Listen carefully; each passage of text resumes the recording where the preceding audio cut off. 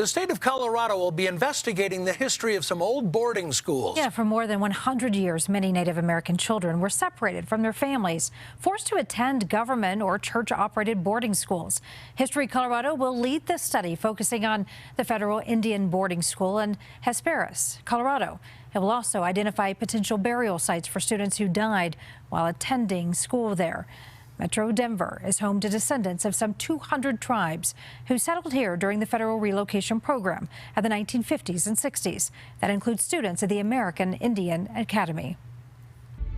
The education systems in the United States were literally set up to destroy us. It was an explicit intent, right, to kill the Indian and save the man. All I know is I was terrified. Sylvia Chingwa has lived in Denver since the 1960s. In 1946, at the age of 6, she was separated from her Odawa family in Michigan, taken to the Holy Childhood boarding school in that state, in an effort that was driven by the federal government. All of our native stuff that they took from us at the beginning of school year, and they threw it and they burnt it up.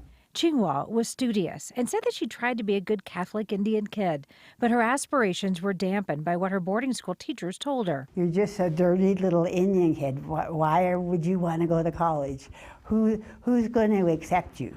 Chingwa went on to obtain multiple degrees and today is a volunteer at the American Indian Academy of Denver, where her daughter, Terry, is a founding principal. Educators there believe that reclaiming history is essential to preparing students for the future.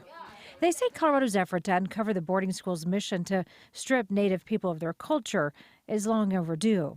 To eradicate our languages, to eradicate our belief systems, to make us be someone that we're not. Chingwa's younger brother, Vernon, died of diphtheria while at the boarding school. The nun leaned over and said, "Oh, by the way, your brother died last night." In addition to their own trauma that they're experiencing, she also had to take on that responsibility that she was supposed to be watching out for Vernon, and she couldn't. And so those types of things, when it's not resolved, it just perpetuates, and we see it in our communities. The intent of the study is to develop recommendations to support healing in tribal communities. It's been quietly kind of swept under the rug. And so it's really important. It's really important for this history to be told and to be understood. And it's ironic that education is now the thing that's going to save us. And History Colorado will provide an update on its study this Thursday to the Colorado Commission on Indian Affairs.